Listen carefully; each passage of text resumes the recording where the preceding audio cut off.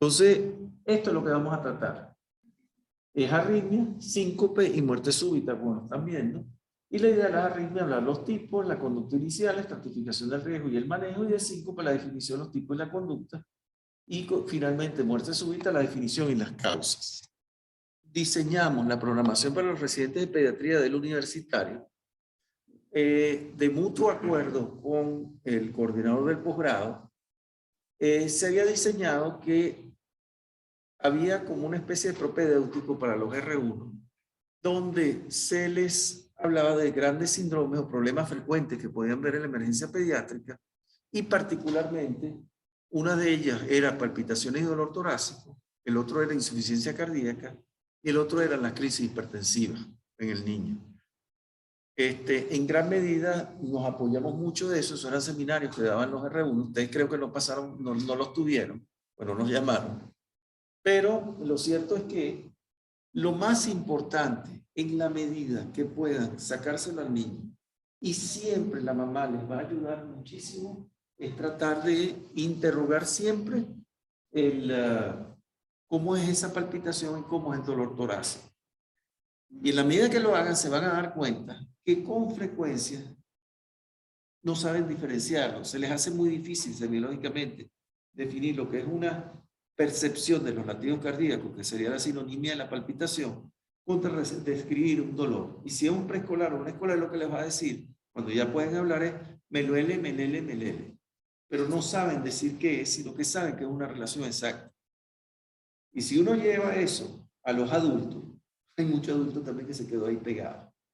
Entonces, es importante que traten de sacarle siempre puntas de cómo es la palpitación o cómo es el dolor. No pierdan esa parte de la amnesia, pues les va a ayudar brutalmente con las características de la arritmia cuando vayamos a ver los diferentes escenarios o no. Esa tabla está en el Nelson, no la voy a detallar, pero lo que es importante ahí es que recuerden cuáles son las causas más frecuentes y cuáles son las variantes más frecuentes de dolor torácico en el niño. Por eso que lo tengo hasta en letras chiquiticas para que no se vea bien. Es a propósito. Pero es importante que tengan frecuente eso y que lo más frecuente de todo es el origen musculoesquelético del dolor. ¿Ok? ¿Cuál es el otro aspecto importante por el cual siempre la arritmia y el dolor genera angustia al grupo familiar en el caso del paciente pediátrico? Su riesgo. ¿Por qué? Porque la primera pregunta que se van a hacer, ¿ese niño se va a morir o no se va a morir de lo que tiene? Y por eso es que estamos hablando de arritmia, síncope y muerte súbita. ¿Por qué? Porque son tres cosas que meten miedo, que le dan miedo a los padres y con razón. Entonces, ¿cuáles son los factores que van a marcar el riesgo de una arritmia? Es decir, si es benigna, si es potencialmente maligna o es maligna, son estos elementos. Fundamentalmente, si es un cardiópata. O sea que en todos los algoritmos que vayamos a desarrollar, lo primero que hay que discriminar es si el niño es cardiópata o no. El segundo es cómo está la función ventricular, si hay cardiopatía. Luego, cuáles son las condiciones del paciente, porque evidentemente tiene mayor riesgo de que la arritmia pueda ser potencialmente maligna o potencialmente letal en este caso, de otras palabras, que lo puede llevar a la muerte si tiene trastornos hidroelectrolíticos severos, si es un niño que está séptico, si es un niño que está deteriorado. No, y por supuesto no es lo mismo una fibrilación ventricular en un corazón sano que una fibrilación auricular con un cardiópata que tenga disfunción ventricular. Y fíjense cómo esto se va complementando poco a poco. Y finalmente, la cardiopatía puede afectar las condiciones generales del niño. Pero esto básicamente es lo que nos define si la arritmia es benigna, potencialmente maligna o maligna. Por eso que me detengo aquí. Evidentemente, también es importante tomar en cuenta e interpretar el electrocardiograma de forma global y metódica. Eso me quedó pegado. Entonces, ahí es donde viene el concepto de arritmia. Y arritmia puede ser cualquier trastorno del ritmo cardíaco de una manera genérica, y por eso fue que les traje la definición que está de la American Heart para los padres y para la familia. Es simplemente eso. Y entonces ahí podemos empezar a clasificar los diferentes tipos de arritmia. Antes de yo ir a eso, me encantaría, este es un algoritmo que está en la nube, en la net, y que me parece muy práctico y sobre todo que vi que era de atención médica primaria. Pero fíjense que si tenemos un niño con palpitaciones, hay varias preguntas que nos podemos hacer, como lo ven ahí. Entonces, cada uno de ellos puede ser, ¿hay consumo medicamentoso? ¿Consumo de droga? ¿Hay síntomas o signos que sugieran anemia, hipertiroidismo o feocromocitoma? ¿Está asociado a dolor torácico o síncope sin ejercicio o está asociado a palpitaciones con el ejercicio sin otra clínica? Es decir, si tiene que ver con ejercicio o no. Y si es solo con el ejercicio, y además de que solo con ejercicio se acompaña de dolor y de pérdida de conocimiento. Fíjense que son escenarios distintos que prácticamente forma parte del examen funcional que ustedes deberían manejar y de la estrategia del interrogatorio que deben tener. Y que lo que es más importante, que aquí lo crítico es cómo está el laboratorio y si tienen que hacer electrocardiograma o no. ¿Ok? Entonces, si vemos, y para que se quede la marquita mía cuando se graba, si hay anemia, hipertiroidismo, feocromocitoma, situaciones que generen estados circulatorios hiperdinámicos, lo importante es pedir el laboratorio y si el laboratorio está alterado, simplemente se trata la causa. Ahora, si a pesar de que existe esa fuerte sospecha, no tiene laboratorio alterado, va para electro. Y va para electro igual a cuando es la clínica que puede estar asociado al ejercicio, palpitación con ejercicio o dolor torácico síncopes en reposo y sin ejercicio, va para electro. ¿Por qué? Porque la palpitación con ejercicio y que hace síncope y dolor, Dios mío, no pierdan tiempo y váyanse al cardiólogo de una vez, directo. O sea, no pierdan tiempo, no le hagan electro, ahí hay algo más. Si lo hacen, es para consumo de ustedes, pero si hay dolor que no está relacionado con el ejercicio y es con el ejercicio sin otra clínica, háganle el electro. Háganle electro y en base al electro, si es normal, lo pueden vigilar. Y si el electro, ustedes ven dentro de lo que yo les dije, este es un electro que no es normal, aunque no hagan el diagnóstico final y fino desde el punto de vista cardiológico, mándenselo al cardiólogo. Y es un poco para tratar de resolver y dar angustia, porque por supuesto, si en la observación se dan cuenta, como viene en el algoritmo, que sigue igual y el niño no mejora, también manden. Pero esto me pareció muy práctico para, sobre todo, orientar el interrogatorio. Recuerden lo del curso de electro, por eso le dije las láminas, fíjense que era la primera y la última lámina, ¿ok? Y eso es lo que es clave. Y luego, si vamos a analizar la frecuencia, recuerden que eso depende de la edad, y hay un cierto rango, pues, que tenemos de frecuencia cardíaca de acuerdo a la edad. Si vamos al ritmo estrictamente, la mejor manera de enfocar las arritmias es si son arritmias que hay a ritmo irregular o si son arritmias que son a ritmo regular. Fíjense que cuando lo ven así, lo ven sencillito. Si son irregulares, la primera que tienen que saber identificar es si es una arritmia sinusal o si es una extrasístole. La tercera que quedaría, que es más complicada, pero con frecuencia se confunde con la arritmia a ritmo regular, es la fibrilación auricular. Porque puede ver la parejita, pero la pueden ver desordenada. Pero de entrada, si ven arritmia, lo primero que hay que pensar es o es una arritmia sinusal, que es la más frecuente, o son extrasístoles.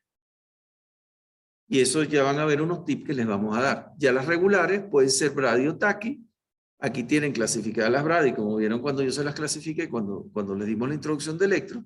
Y después aquí tienen las taqui, que son básicamente la arritmia sinusal también. Las taquicardias auriculares paroxísticas, la fibrilación auricular y el flutter. Y después las ventriculares regulares, que son la taquicardia ventricular y la fibrilación ventricular. Fíjense que todo esto es arritmia sinusal. ¿Ok? Y esto es del parque.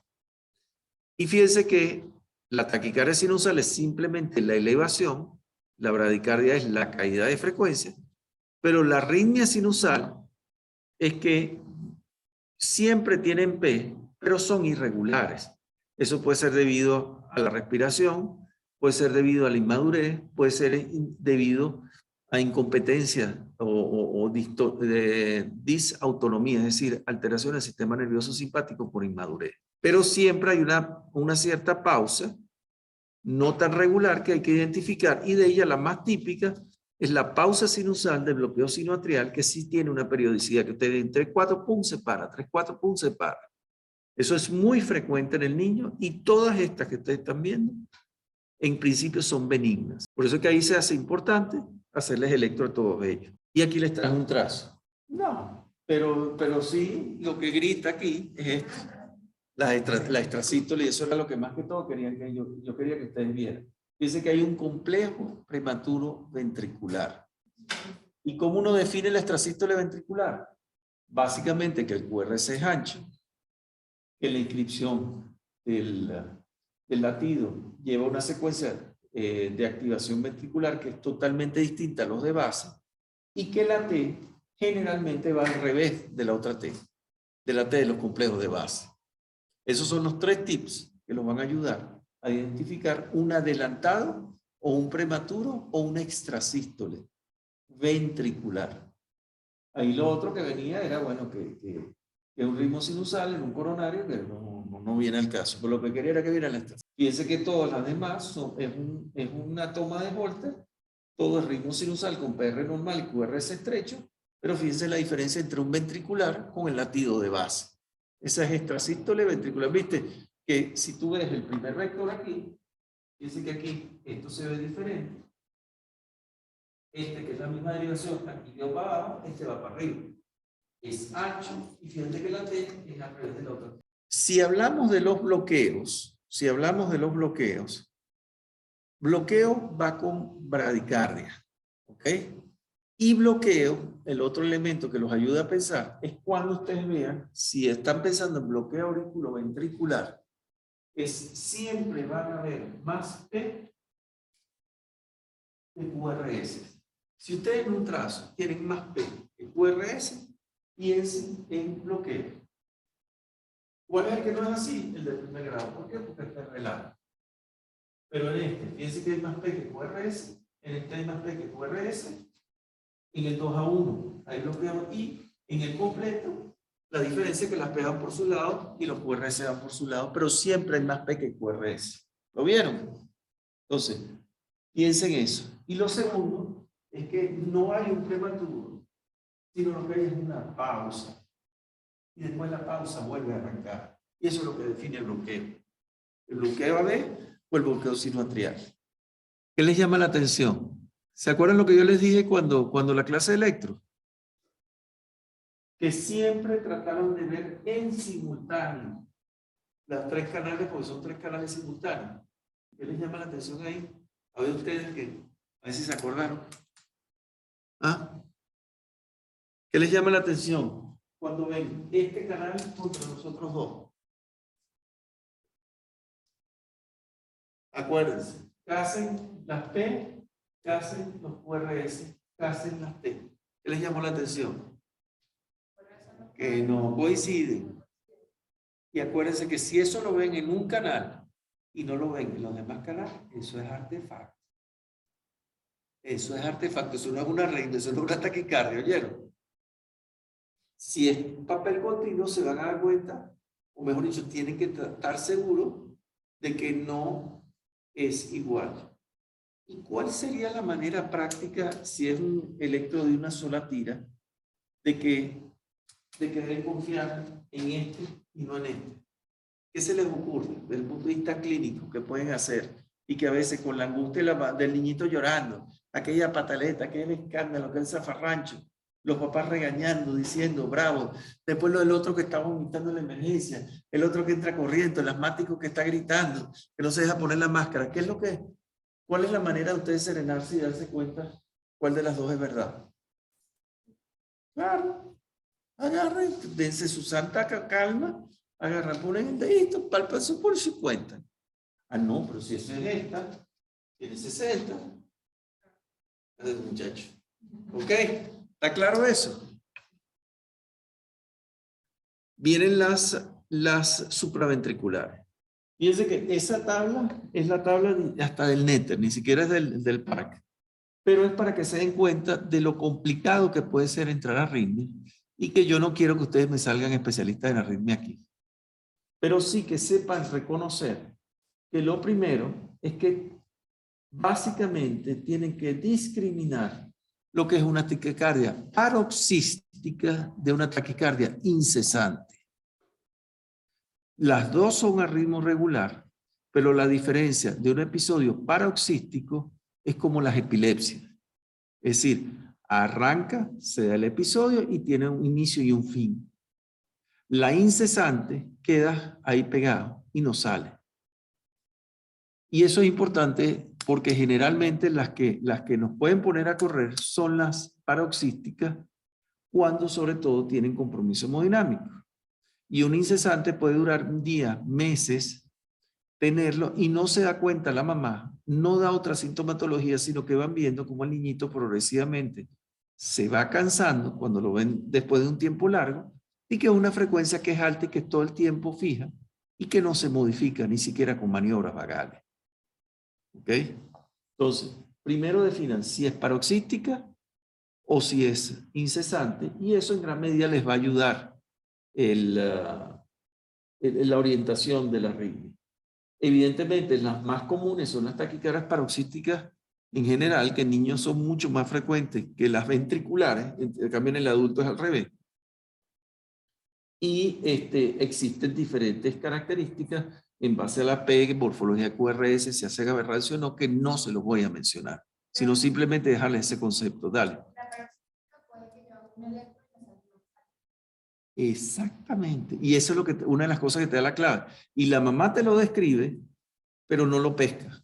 ¿Cómo hago para pescar cuando Ahí es donde viene el algoritmo del principio, que si tú ves, tienes que interrogar si tiene que ver con ejercicio, no tiene que ver con ejercicio, si hay problemas de droga, si no hay problemas de droga. Y fíjate que todo comienza es con el interrogatorio y la palpitación. Porque si es una cosa que va y viene, se te pone en blanco como un papel, de repente vomita y se le quitó, confiro, no será un taquicardia supraventricular. Si le hace los exámenes de sangre no aparece nada. No tiene que ver con ejercicio.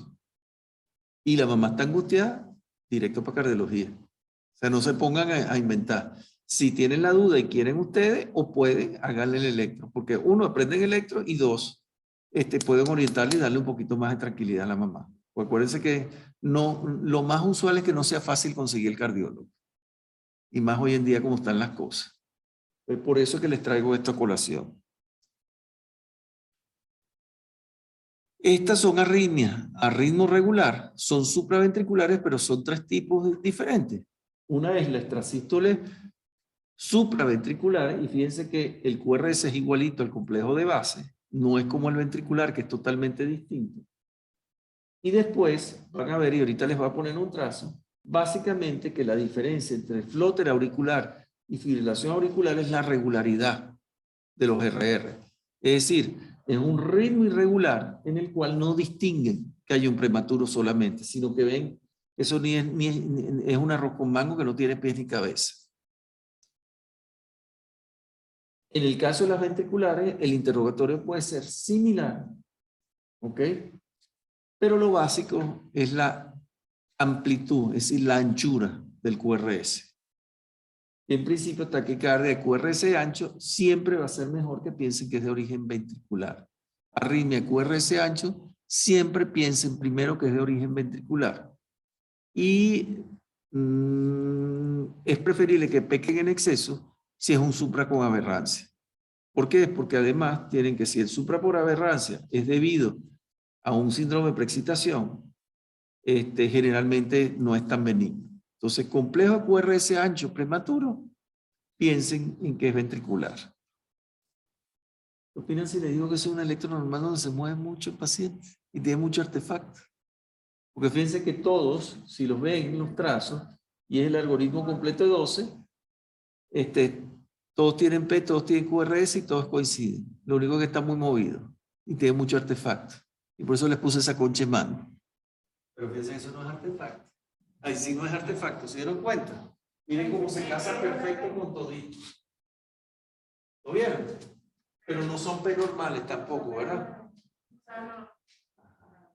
Y si ven que son QRS estrechos, a ritmo, una taquicardia, a ritmo regular, con un QRS estrecho y ausencia de línea isoeléctrica, y aquí es donde se ve como la BL y el D2, que fíjense que si tratan de tirar una raya recta, nunca está con la raya recta.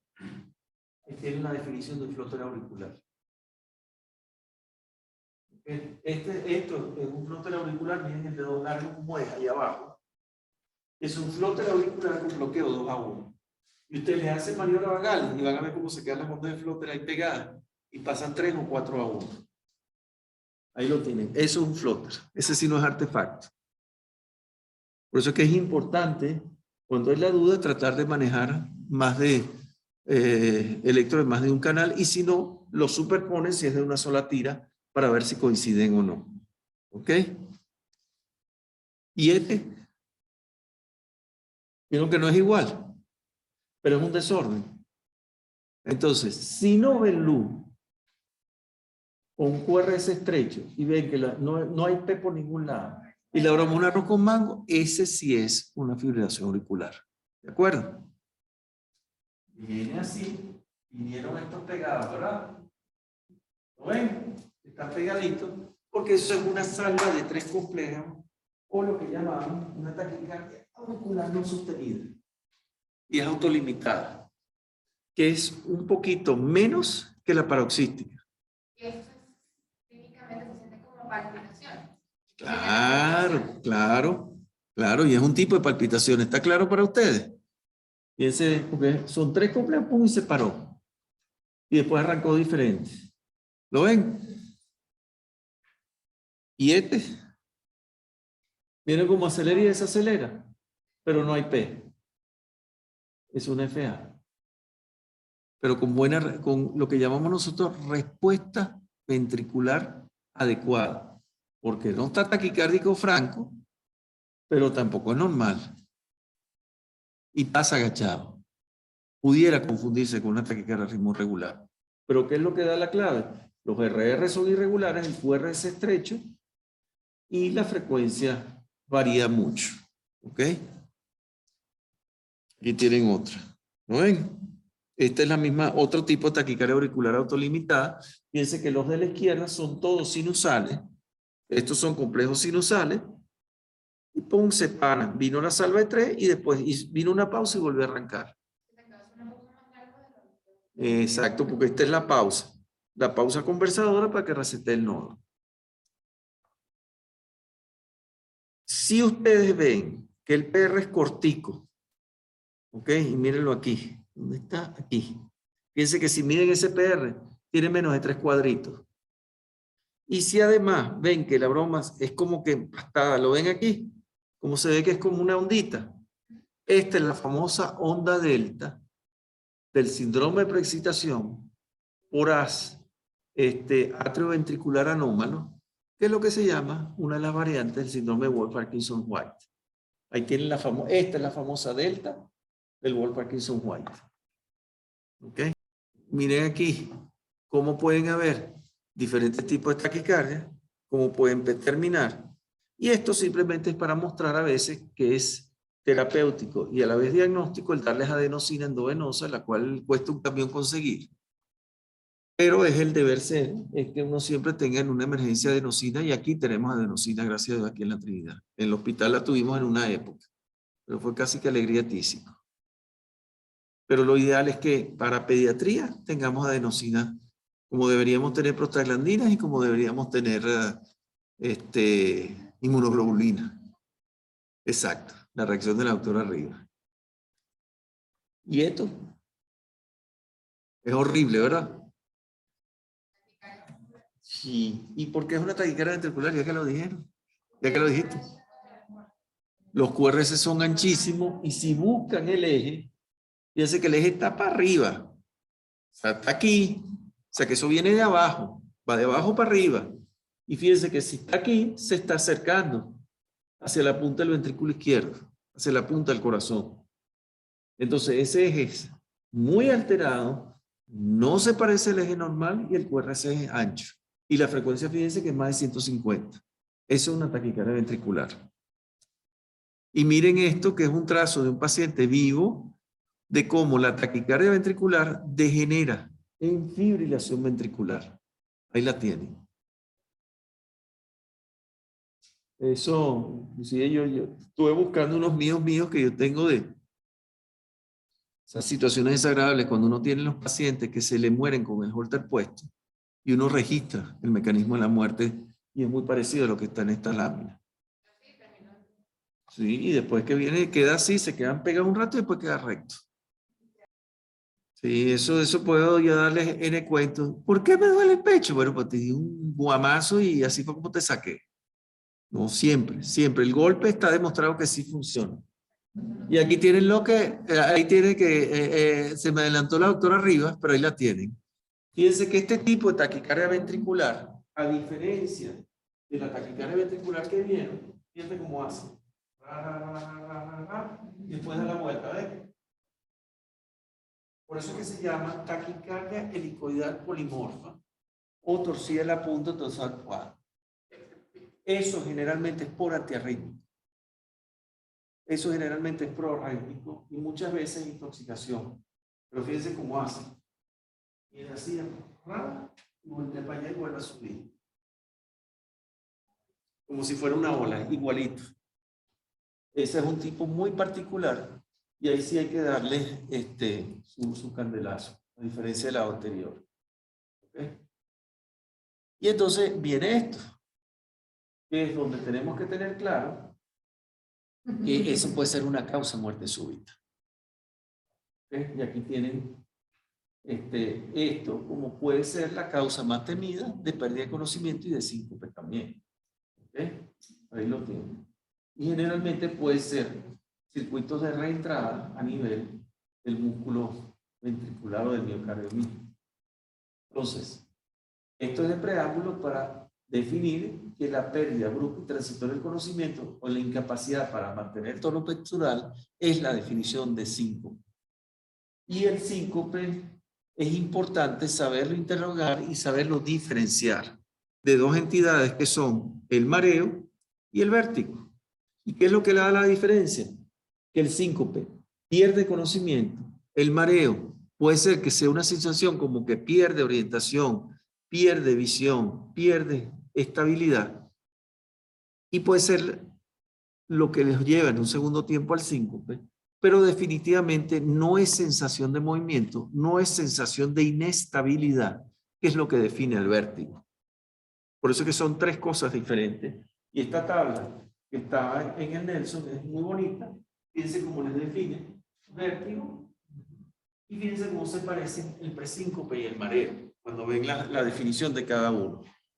Esto es importante que lo vean, pero básicamente la queja del paciente en el vértigo es que la cabeza está girando, ven que hay sensación de bamboleo, evidentemente puede ser por trastornos vestibulares y el diagnóstico diferencial clave es con trastornos centrales contra periféricos. El presíncope es como si fuera a morirme, me siento desfallecido, creo que voy a perder el conocimiento a diferencia de me siento mareado, me siento desconectado como borracho.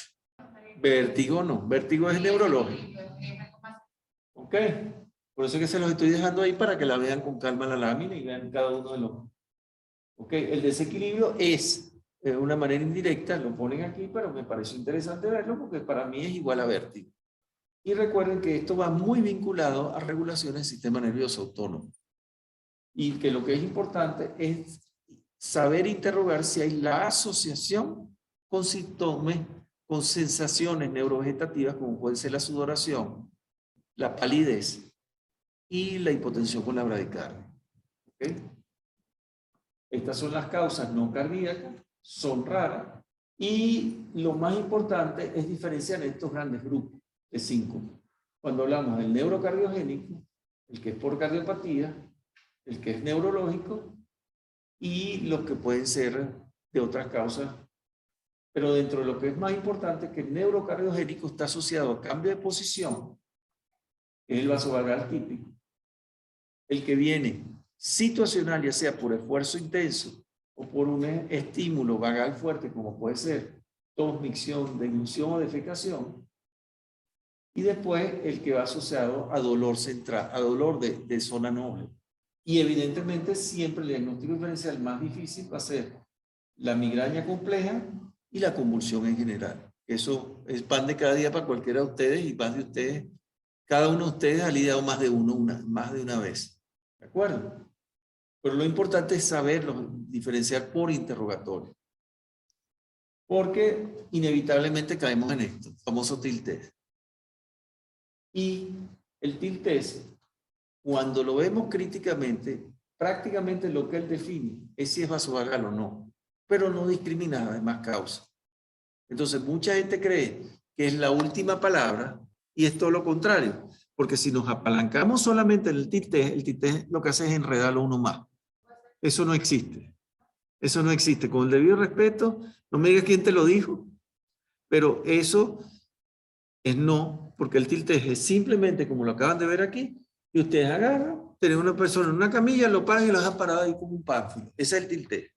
Más nada. O sea, no se le hace más nada, sino hay parado como un pánfilo. Y más bien, ahí lo ponemos, milagro. Adriana y yo, es echar cuenta y reírnos con ellos porque no nos queda más remedio. Sino que lo diga Hermil y también como era JM. Que era echando cuentos con el niñito porque el niñito no se fastidie. Pero el niñito hacía amarrado. Eso es todo lo que uno le hace. Ahora, si estamos acelerados cuando somos veteranos, inducimos de forma medicamentosa el síncope dándole un poquito de nitroglicerina.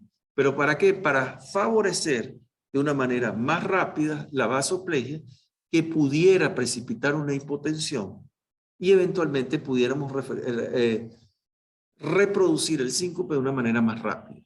Es lo más importante que hay que tener presente aquí, es que esto es una herramienta que no sustituye el interrogatorio. Es decir, hay que sentarse, hablar con esos papás y si son niños grandes, es impresionante cómo sacan información ustedes. ¿Cuál es el otro aspecto? Esto que está aquí. Hay dos componentes cuando uno trata de identificar la distonia. Y el primero es el vasomotor y el otro el cronotropo. Entonces, por eso es que hay dos tipos de síncope. Hay tres tipos, que son el cardioinhibitorio, el vasomotor o vasodepresor y el mixto, es decir, que tiene los dos. Entonces, ¿cuáles son las respuestas? Puede ser que no te cambie la frecuencia, pero hacen hipotensión y se ponen blanco como un papel al rato, o los que a las primeras de cambio, la tensión a lo mejor la mantienen, empieza a moverse, pero mira cómo se pone. ¿Ok? Y el que se pone frío es uno. Exacto, el que se pone frío es uno. Y ¡guau! Vamos a tener ese paciente, acosté ese paciente rápido. ¿Ok? Por eso se les estoy dejando esa lámina un ratote. Porque realmente ese es el mito. Ahora que, por ejemplo, puedes sacar otra información y entonces tú tienes sensores de pletismografía y ves la capacitancia del lecho venoso y una cantidad de cosas y analizas la frecuencia. Eso es muy bonito. Eso es algo que hacía bellísimo el doctor Roberto Curiel, en paz descanse, como buen profesor de fisiología que fue. Pero eso no sustituye, e insisto, al interrogatorio. Es fundamental antes de que ustedes lleguen a esos pacientes a la mesa tilt test, eso. Y si vamos a esto, está este algoritmo que nos encanta, porque es cómo uno va llevando todo y que lo más importante es que el que le vamos a hacer los exámenes es el síncope de origen desconocido. Piense que sí, por interrogatorio, identificamos hipotensión ortostática o que la clínica es de librito neurocardiológico. ¿A qué Carrizo? Y ustedes me han oído decirlo más de una vez, todos. Y el doctor Rivas también. ¿A qué le vas a sentirte? Si está clarito. Vas a someter a ese niñito que se ponga pequeña angustia, que sabe que le da el yello blanco como un papel y vomitando. O sea, ¿qué sentido tiene eso? ¿Ok? Ahora, que la artillería pesada hay que sacarla, el no explicado. Y fíjense que ahí sí, uno le hace las tres cosas. Ecocardiograma, prueba de esfuerzo y evaluación de cardiopatía isquémica si estamos sospechando en coronaria anómala. Ahí se busca tratar la enfermedad estructural y si todo esto resulta normal, hay que ver si es un episodio cíclico aislado y benigno, uno lo observa. Si son frecuentes, hay que hacerles holter, hay que monitorizarlo, hay que colocarlo en reveal, ¿ok? Y independientemente de que sean frecuentes o infrecuentes, pero si se repiten, todos ellos van en si hay que identificar arritmia con síntomas o arritmia sin síntomas, y al identificar la arritmia, tratarla. Y muchas veces el tratamiento hasta puede ser un marcapaso. Pero fíjense que es un camino más complejo y son las menos causas.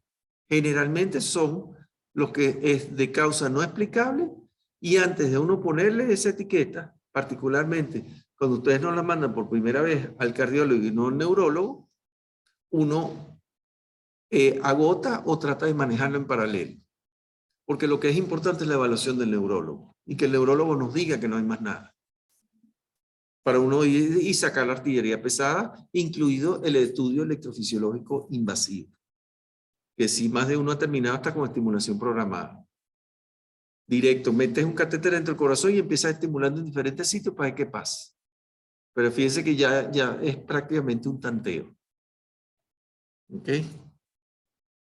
Lo que nos queda es, por supuesto, la muerte súbita. Y lo que es importante es que la definición de muerte súbita, que mucha gente no lo entiende, eso es una entidad perfectamente definida en la clasificación internacional de enfermedades. Ustedes perfectamente en un certificado de defunción pueden escribir causa directa de muerte, muerte súbita, debido a, y dejarlo en blanco. Y eso es totalmente legal. Lo que no es legal que digan paro cardiorrespiratorio o paro cardíaco. Eso sí no es un diagnóstico, pero muerte súbita sí es una definición.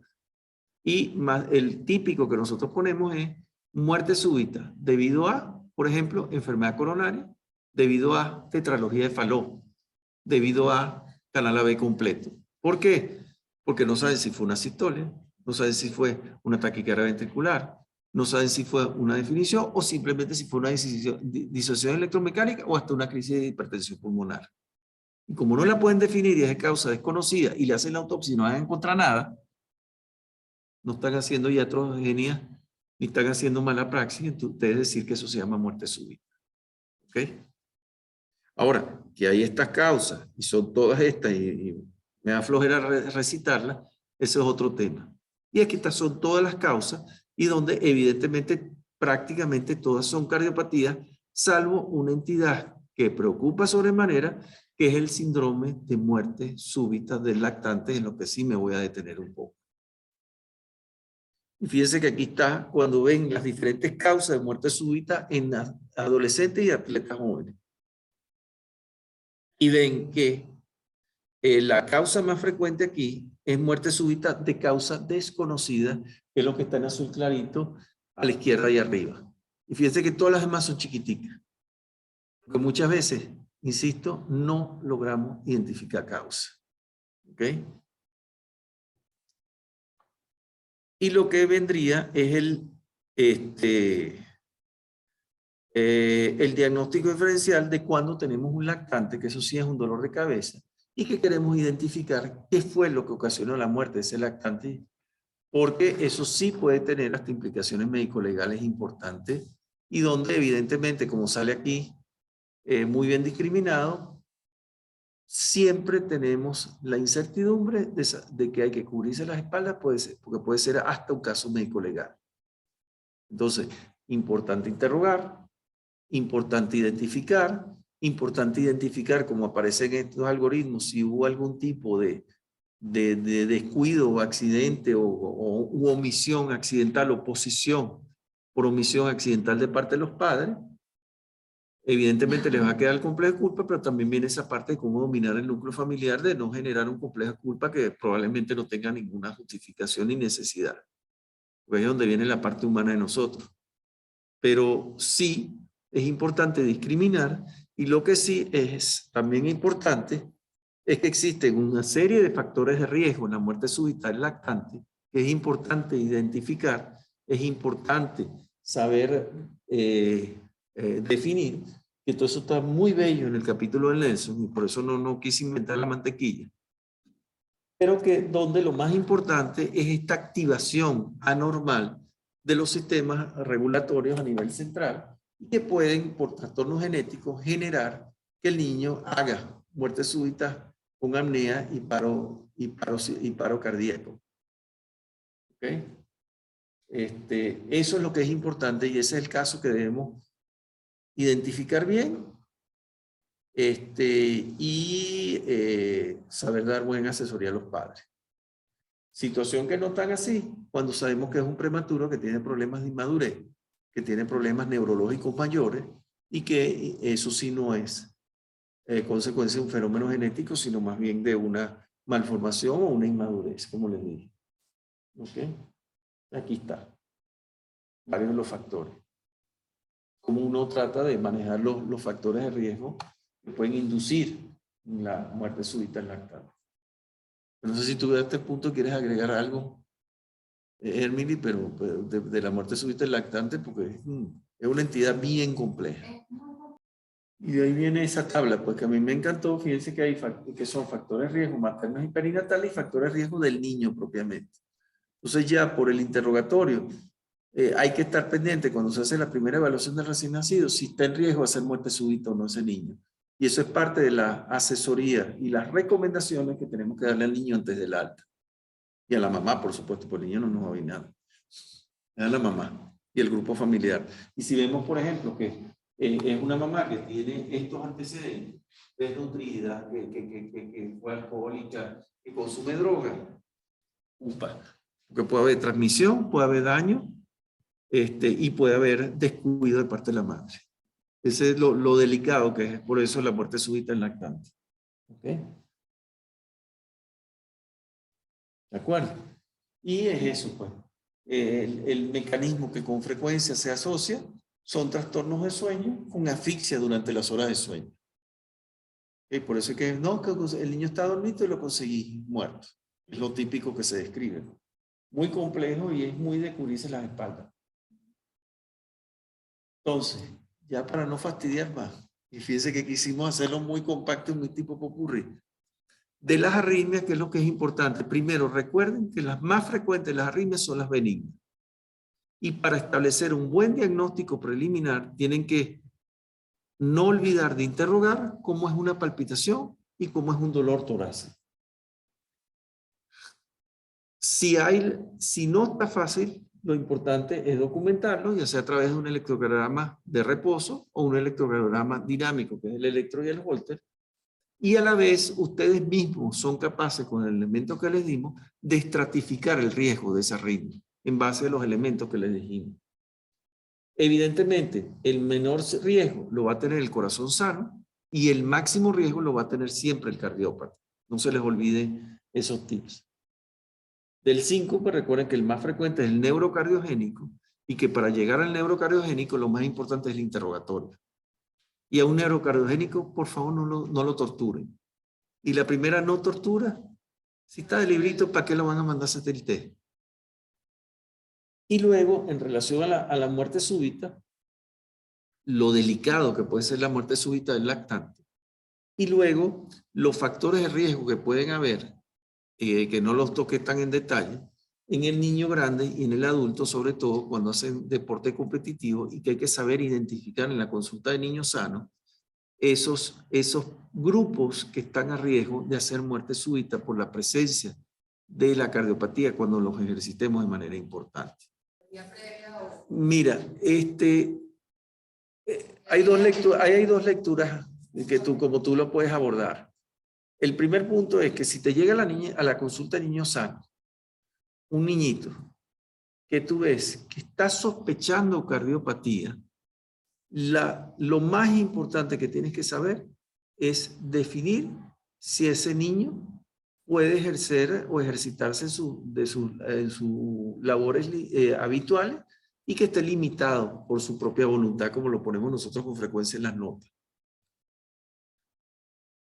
Si es un deportista de alta competencia ya que está, vamos a decirlo así, consagrado a hacer deporte, perdón, de alta competencia, ese deportista de alta competencia mandatoriamente tiene que tener una buena evaluación cardiovascular.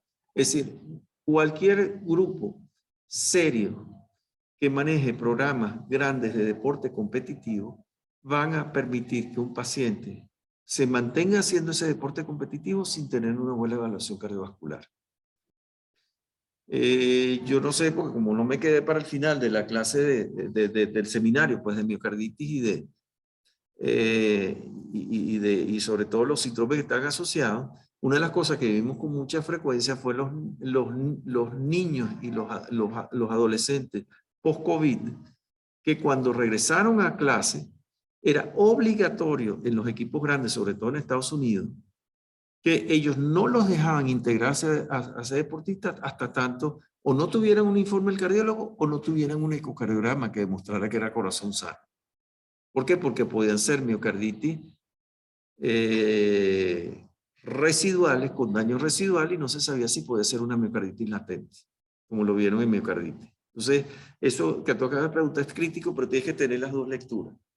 Deportista competitivo es igual evaluación cardiovascular. O sea, ahí no hay pataleo. Porque además les interesa. Acuérdate que esos tienen seguro, hay que asegurarlo. Hay una cantidad de cosas que si no... Sí, porque lo primero que tú discriminas cuando tú hablas de deporte, es definirlo como deporte recreativo y como deporte competitivo, porque eso ya te lo ponen en dos escenarios diferentes. Y el que tenemos que tener especial cautela es con el deportista competitivo. El deportista recreativo tú lo vas a modular. Y esto es tan delicado, que eso lo hemos hablado sobre todo Claudia y yo muchísimo, que cuando tú tienes los preescolares que se convierten en escolares y que ellos sueñan con ser deportistas y tú sabes que es un cardiópata, eso es un dolorón de cabeza. Cómo tú llevar a ese niño de que él acepte y no se sienta frustrado porque lamentablemente es un niño que jamás va a poder ejercer deporte competitivo porque es cardiópata. Entonces, no es fácil. Por ejemplo, mira, ejemplos emblemáticos como tenemos los Down, que los que van a las Olimpiadas Especiales, y los Down que tú les puedes decir, no puede hacer ejercicio, pero si tú se lo dices, se te van a poner rebelde y va a ser peor. A mí nunca se me olvida los niños que quedan con cortocircuito residual cuando yo estoy nada más esperándolos en la bajadita, que no me pregunten que quieren hacer snorkel, quieren hacer buceo, que crean en una época hasta decir, quiero ser como Jacques Cousteau. Pues eso es un tema. Y tú le decís, bueno, haz snorkel, pero es que yo quiero que te ve como, bueno, y hasta por rebeldía te lo hace. Entonces esos son niños que no es fácil. Y ahí es donde viene toda esa parte de uno hablar mucho y lamentablemente en pediatría a veces nos olvidamos de que en la medida que los niños crecen, hay que aprender a hablar con esos niños en la medida que ellos crecen. Y mientras crecen, tener una paciencia infinita de oír a la mamá en cardiología, porque eso es crítico. Tener paciencia infinita de oír a la mamá para sacarle la información que nos interesa. Y yo reconozco, esa es una de las razones por las que yo no hice pediatría. Yo no tenía esa paciencia con la mamá de los niñitos sanos. ¿Ok? Pero es verdad, no tenemos otra opción. ¿Ok? Miren, eso, con mis limitaciones, esto era más o menos la visión de cardiólogo general hacia pediatra, que queríamos darle estos temas, que sabemos que son temas bien polémicos en general, y que lo más importante es esa gradación de arritmia, síncope y muerte súbita. ¿Ok? No sé si tienen algo más que preguntar, algo más que consultarnos, porque yo sé que esto deja más dudas que respuestas, cuando uno ve esto por primera vez de esa manera. Y es algo que da mucho respeto.